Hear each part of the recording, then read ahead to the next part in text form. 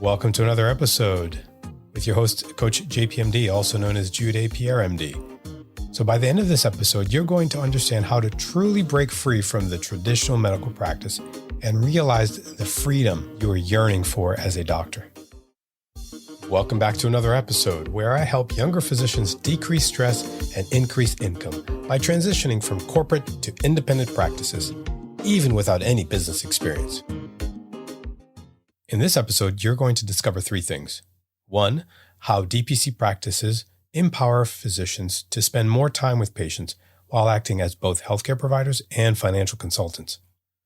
Number two, strategies to escape the corporate medicine hamster wheel and establish a successful DPC practice. And number three, the key differences between concierge medicine and direct primary care. So welcome to the podcast with Coach JPMD, and today we're with Christopher Habig. And, as you know, our podcast is really laser focused on helping younger physicians break free of corporate medicine and start their own practices. And some may still want to be in large health systems for lifestyle issues, lifestyle dreams, or just lack of knowledge of the other side. And so Christopher Habig is here to tell us about DPC practices, and he's a consultant and helps. Actually, you're a physician, right, Chris? Not a physician. My father's a physician. Mom's a physician too. So yeah, it was always funny when people would call the house and say, "Is Dr. Habig available?" And I'm saying, "Do you want my mom or you want my dad?" But so they're both physicians. Both physicians. Neither. I'm one of three, and we were 0 for 3 on putting a future kind of taking over the business in my family. But we did stay near and dear to the profession, or near and dear to the calling, as most physicians see it. So today we're going to talk about what you do. And, it's interesting because I've interviewed some heavy hitters on the podcast, Lee Gross in episode 50, who is doing some awesome things down in Florida, Southwest Florida, and Keith Smith, who's crushing it in Oklahoma with DPC practices and helping DPC practices through his surgery center of Oklahoma. So, how did you get into this? Did you actually help your parents start their own DPC practice, or? So we did. Okay. And, Dr. Gross is doing great stuff with the Docs for Patient Care Foundation. And then, Dr. Keith Smith with Surgery Center of Oklahoma and the Free Market Medical Association. So I've actually been involved with the FMMA for a number of years. They've given me the lifetime title of host of their annual conference. So if anybody gets the FMMA, they'll see me up on stage trying to make sure everybody's getting to where they need to go there. It's a small world with amazing people who want to do the right thing. My personal journey through this kind of grew out of frustration is usually what I tell people.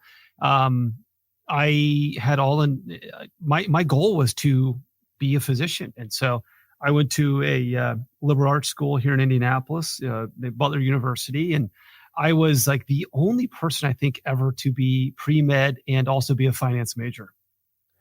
And most people were like, "What the hell?"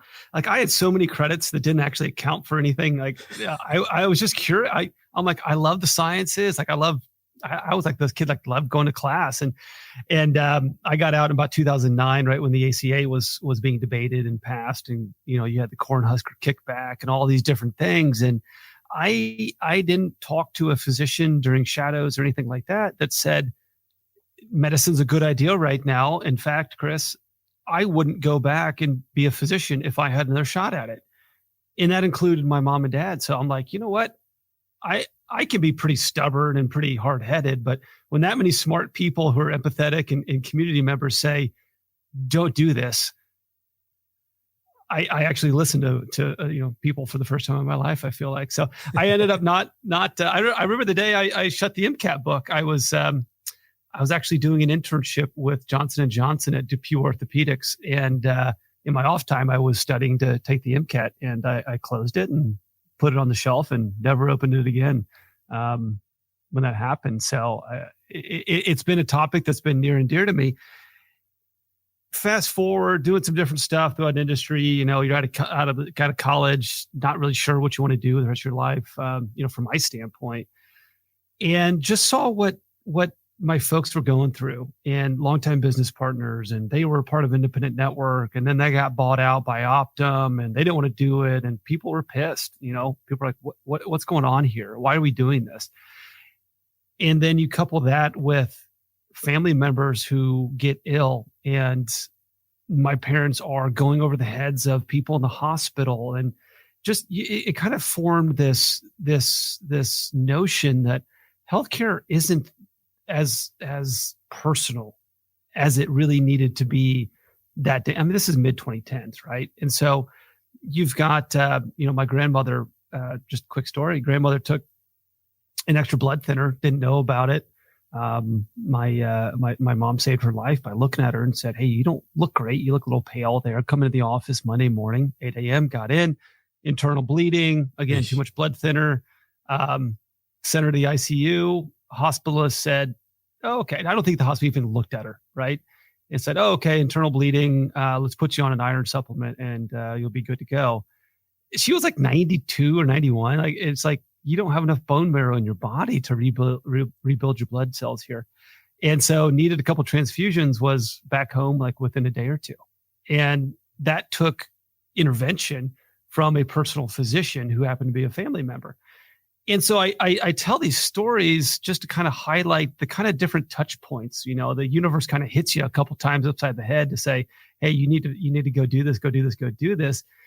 And so, I was involved with a company. It was kind of an early EMR, kind of a disease management tool. And we had just gotten regulated out of the market through meaningful use and all this kind of stuff. Long story, I know, but we said, you know what? Why is building a healthcare company so difficult? This is about 2014. And we wrote 2 words up on this whiteboard after a couple beers, just kind of get the brainstorming session going. And the 2 words, probably no surprise, was insurance and government. And then we did the Ghostbusters logo through a slash. And we said, all right, if you took these 2 players out of the equation, does innovation come back into healthcare? And that's the idea we took off and ran with. And so we did this kind of barnstorming tour for about a year and a half around this concierge medicine, and at that point in time, like direct primary care. We said, wow, this is real.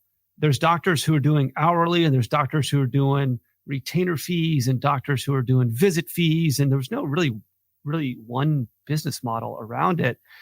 And so we kind of cherry picked all these different things, and we're actually taking it to investors. And then mom and dad called us and said, "Hey, let's go out to dinner. We want to talk about something." And they said, "Hey, we're going to retire and leave medicine." And we said, "You know what? We've been kind of working on this crazy idea. Are you guys interested?" And that's how we kind of launched into our first like guinea pig practice. That was mom and dad. And they're some of the hardest, worst clients I've ever done business with. But we got them to where they're going. And so they're both in their mid 70s, still practicing, going on their 8th year of direct primary care, and absolutely loving life. So a bit of a bigger explanation, to a simple question of how we got into this. But I feel like all those parts need to be aired and driving those connections of, this isn't just a family thing. This is my way of kind of entering medicine and healthcare through the back door and being able to help tens of thousands of patients and hundreds of physicians rather than going out and practicing myself. So that's an awesome story, because I didn't realize that, number one, you wanted to go to medical school, and number 2, that both your parents were physicians. So you grew up seeing them working their tails off, I'm sure.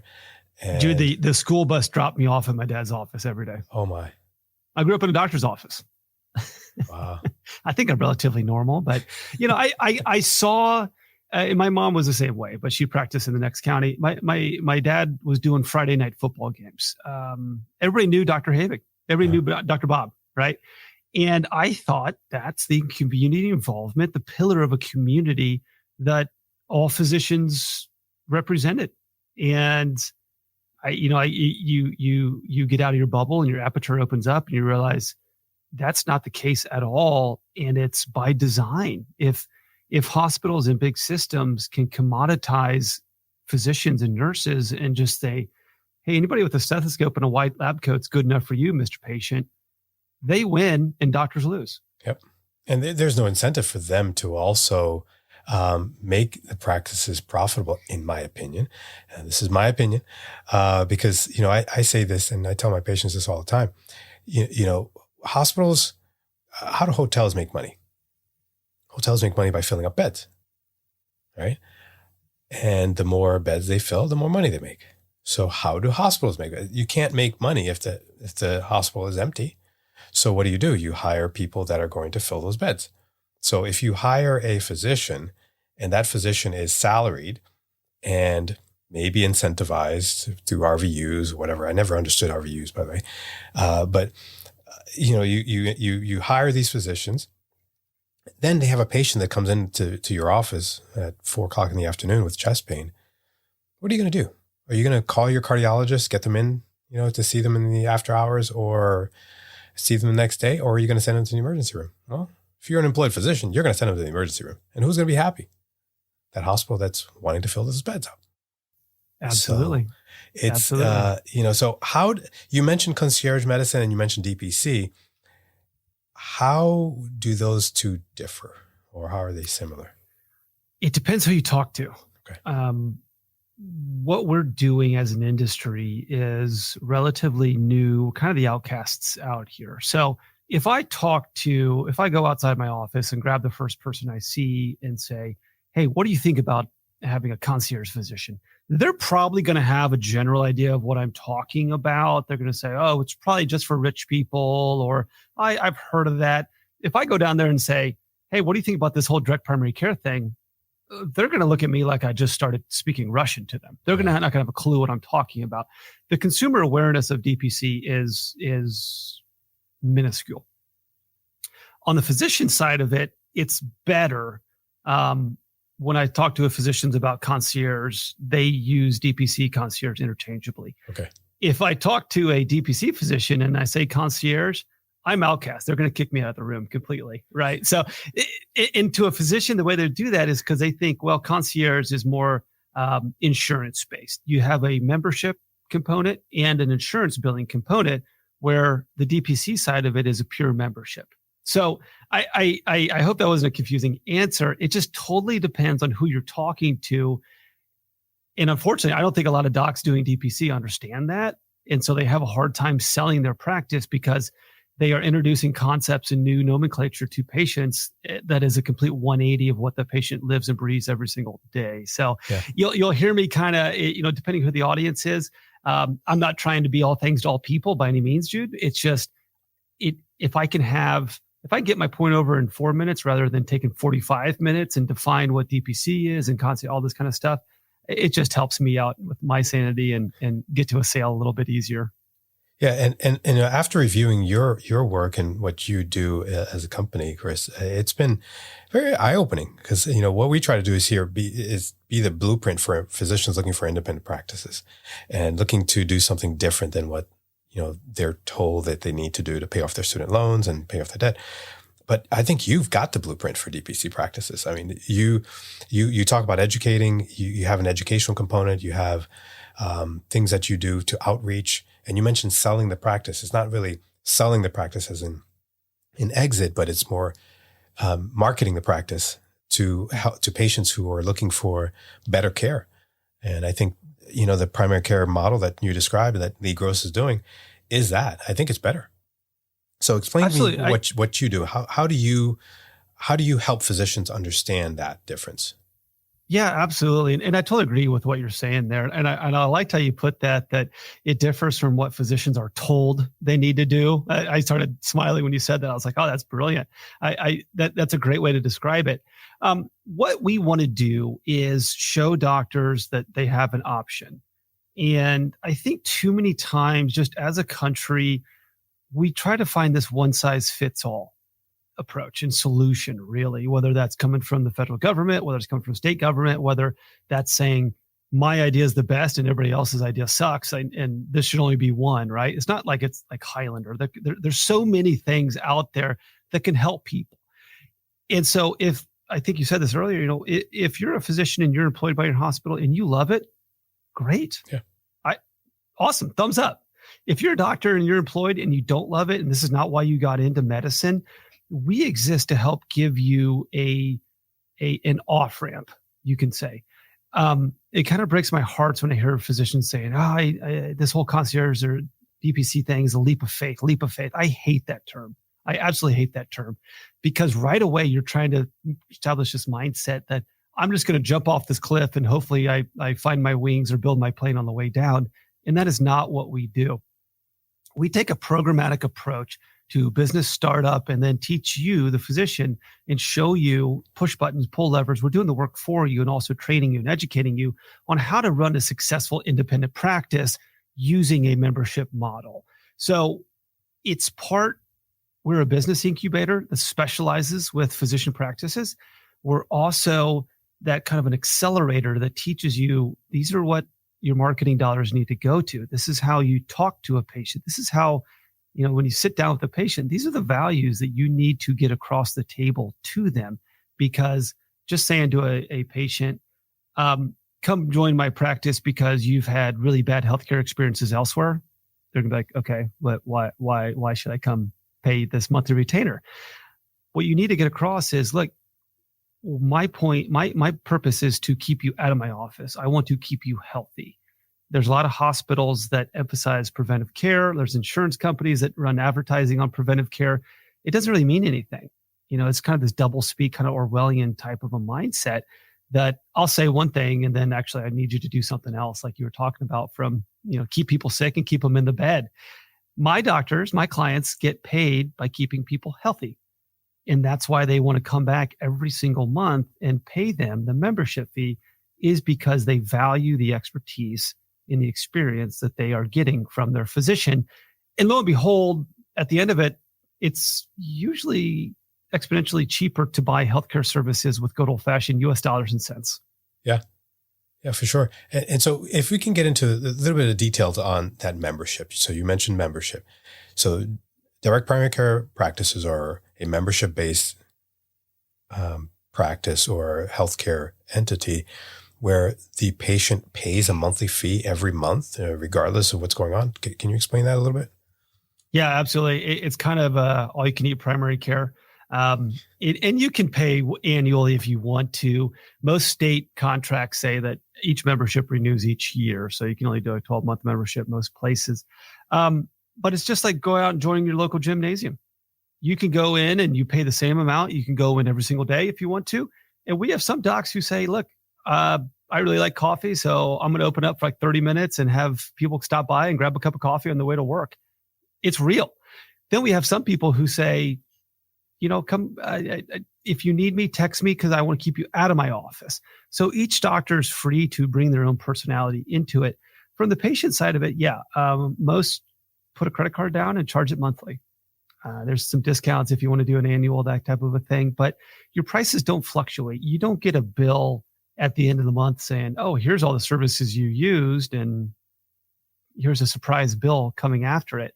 It's monthly recurring revenue for the physician, and it is a budgetable known expense for really your trusted healthcare expert in your pocket on speed dial every single month.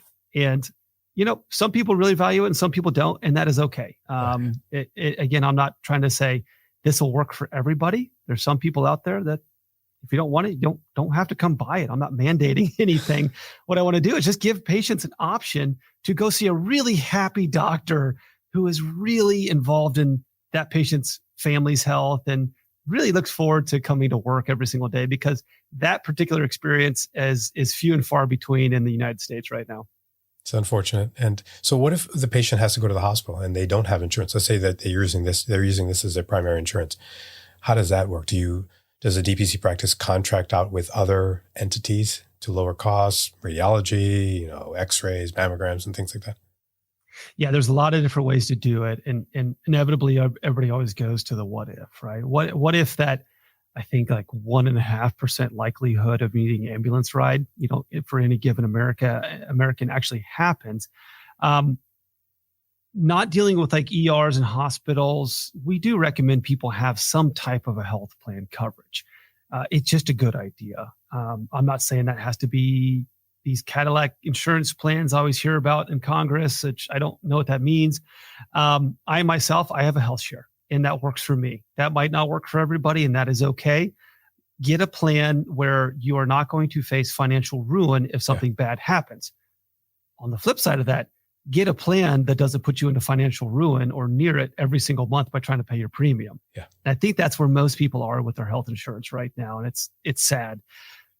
But if you need something outside your primary care office, which happens a lot less when a physician has an hour with you and can spend an entire week with you, if in concept, we see ER visits, we see specialist visits, we see surgeries decrease by a lot, and not just, point here or there. I'm talking 30, 40 to 60% decreases across the board on those given engagements. So our goal is to keep you out of specialists, out of surgery, out of hospitals.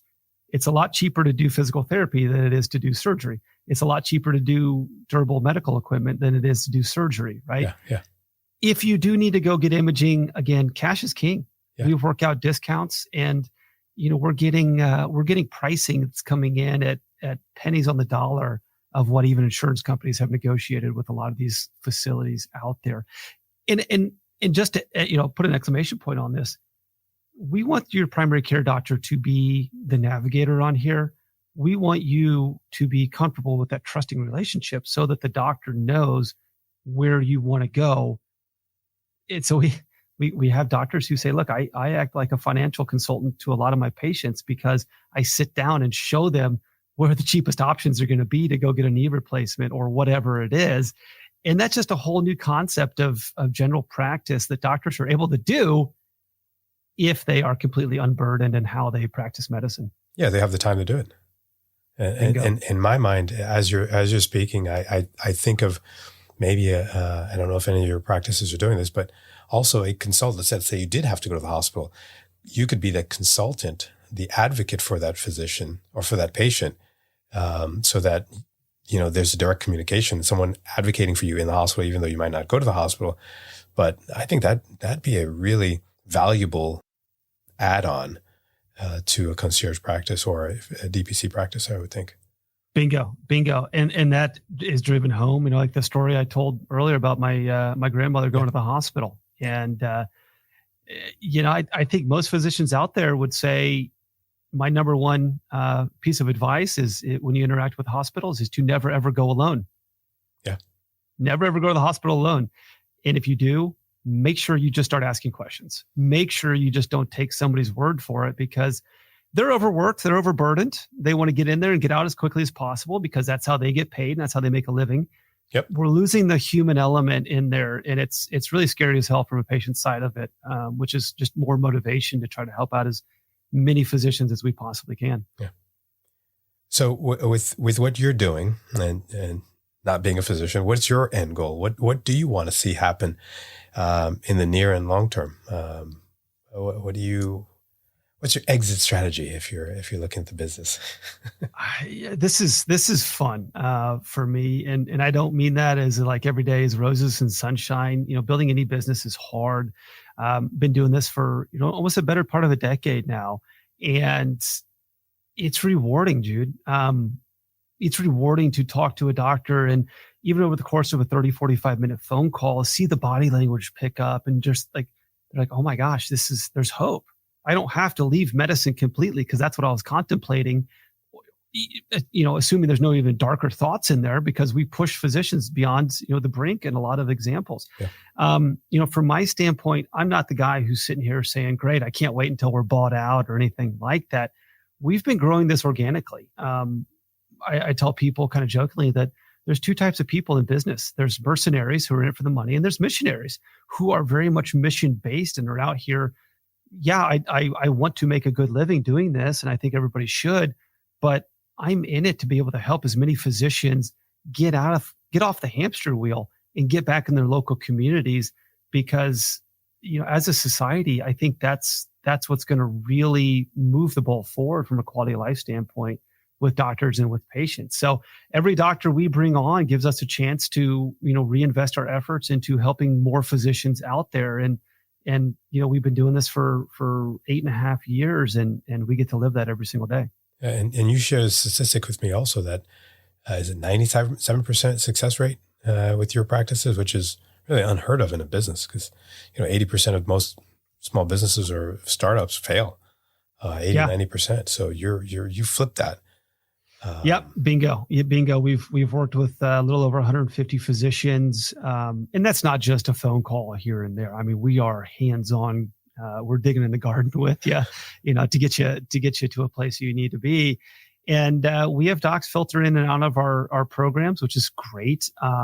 If doctors graduate from our startup program and they don't need our practice management services and they're able to do everything on their own, that's some of our best reviews. That's people who say, Chris, if you have a doctor who wants to talk to somebody about what it's like to use them, give them my number first. And I love that. So we make lasting relationships. And yeah, so, out of those 150, we've only had a handful of them that have actually closed their doors. And, it's amazing that how much those stick with you, how much you look back and think about that and wake up at, 3 a.m. and think, man, is there something else we could have done to help that person out?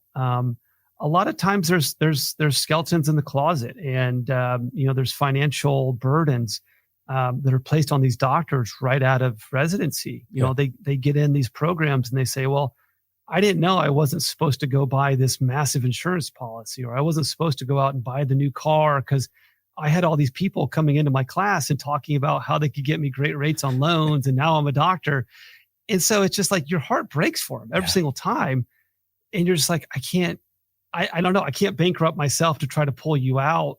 Maybe we talk in a couple of years to be able to do this, but we've only had a handful of people go out. And right now the industry standard is about 30 to 40% failure rate. And we have a 3% failure rate. Nice. So if docs, want that extra hand and follow our program, I can't guarantee anything, just like a doctor can't guarantee somebody gets cancer or not, but we are very comfortable with putting our best foot forward, following our process, and then having docs come out the other end very successful. Yeah. So I think you probably answered this question already, but what's the number one mistake that you see young physicians making coming out? They sign the first piece of paper that's put in front of them. Yeah. They sign that first job offer because it's got a big number on it. They probably have some debt and they think that's the best thing.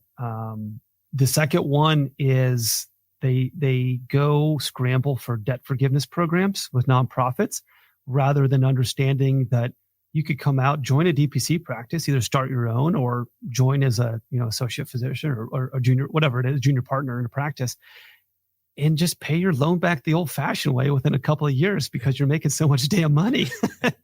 Well, I tell my docs that all the time. If you live like a resident for the first 3 years of a residency and you pay off your student, on average, you can pay off your student debt, all student loans, in 2.5 years. And then everything else for the next 15, 20 is towards retirement, towards whatever you want to do. But you got to get rid of that debt because that's just such a burden to you. It really is. And following that, the third mistake we see is that they've got these big mortgages and they go out and buy boats and the monthly payments, it's money in and money out.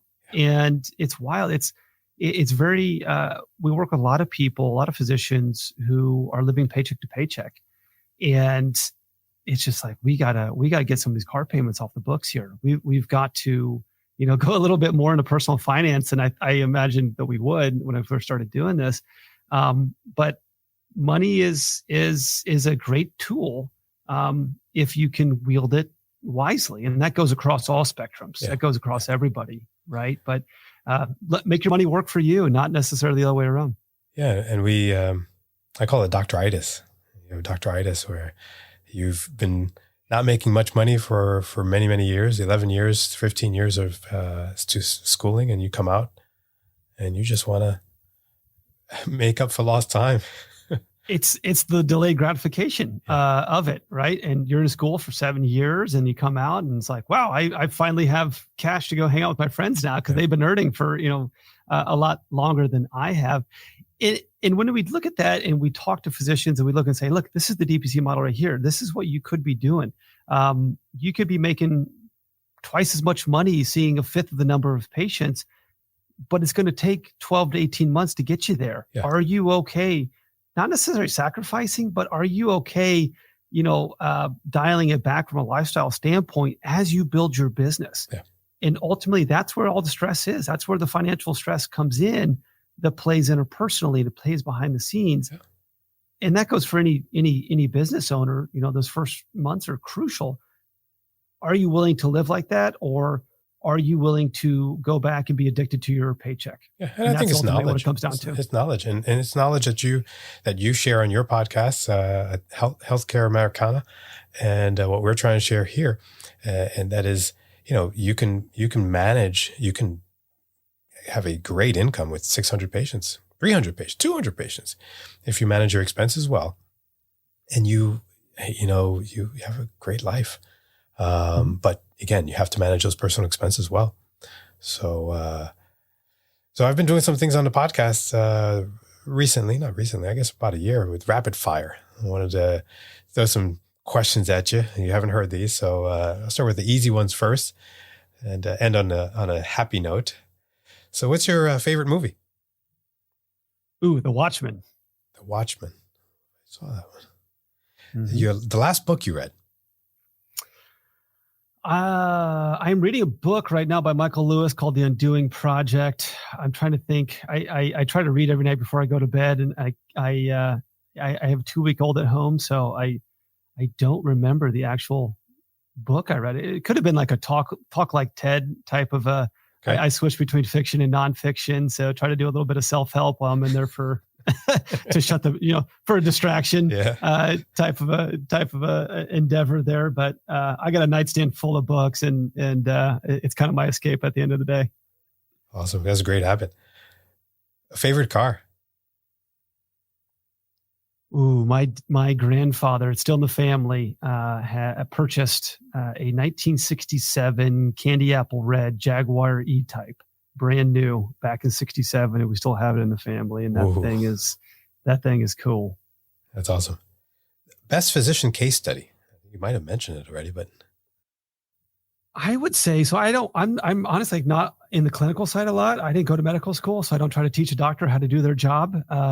That would be a very bad thing for business and my sanity. There are some fun case studies out there that we've put out that show, a physician who follows our program versus somebody who does DIY, and shows just the different financial hurdles and startup costs and then the ramp up periods. I don't like to, just pat ourselves on the back for no reason whatsoever, but our program is going to be a much more of an investment, but you're going to hit your goals a lot faster than going out and getting some free checklists or some free advice from some Facebook groups. What time do you wake up? 6:20 a.m. You're like me, like a little. It has to be a specific time. I do 5:50. I don't know why. I got a 2-week-old at home, so she's got her own internal clock with a 2-year-old and a 4-year-old. So getting up and trying to get the day started, and herd the cats out the door to get school and daycare and everything going. A favorite podcast guest on your show, Healthcare Americana? One of my favorite guests, he's been on their show about 3 or 4 times. A guy that we worked with, he's a physician. We helped him start his DPC practice. He's in the Mobile Bay, Alabama area. His name's Eddie Williams. Just an all-American guy. He's going turkey hunting on the weekends, and we used to take calls, and he's like, yeah, I'm out in the field right now, but here's what I really think and like about this EMR, and I like this one. So it was great to get to know him, and we've been to some conferences together. But he's always a great guy because he shoots it straight and isn't really PC about it, but he's not offensive. He just says, look, there's male physicians who kind of do this, and there's a lot of smarter female physicians who are able to ask for help and do DPC. So it's kind of fun episodes to go through the archive and get his take on things. Awesome. One spiritual habit that you practice? Got to say a prayer every night. You got a book and you got a prayer. Okay. And trying with 3 little kids, trying to get to a church service. It's not always the easiest thing, but it's fun to sit down at dinner time and ask the kids who's going to say the prayer. And sometimes we have volunteers and sometimes we don't. And that's okay. The one thing your wife really loves about you? Everything would probably be too easy. Yeah, I think. I said one thing. I know. A brutally honest sense of humor, I think, is one of those things. But we get along very well, so I'm very blessed and very grateful to have her. What's your one superpower? The ability to pause and think and then try to be creative on a solution. I think that's where I really come in. And as a business owner, it sometimes casts me in a negative light that I don't have a quick answer or right away or chipping into a conversation. But I like to listen to people, especially if it's a new situation. I like to listen. I like to observe. I think my wife might say that the skill of observation is one of my superpowers there, noticing things that other people might not or people overlook. And, the devil's in the details. And that's why if I'm not always the first person to speak, I'm perfectly comfortable with that. And the last question, who's going to be the next president of the United States? From a business standpoint, I hope it's Donald Trump. From a free market standpoint, from a female physician or a female president standpoint, that's all great. I don't necessarily think that qualifies somebody just on base what they look like or how they were made to do a better job than somebody else.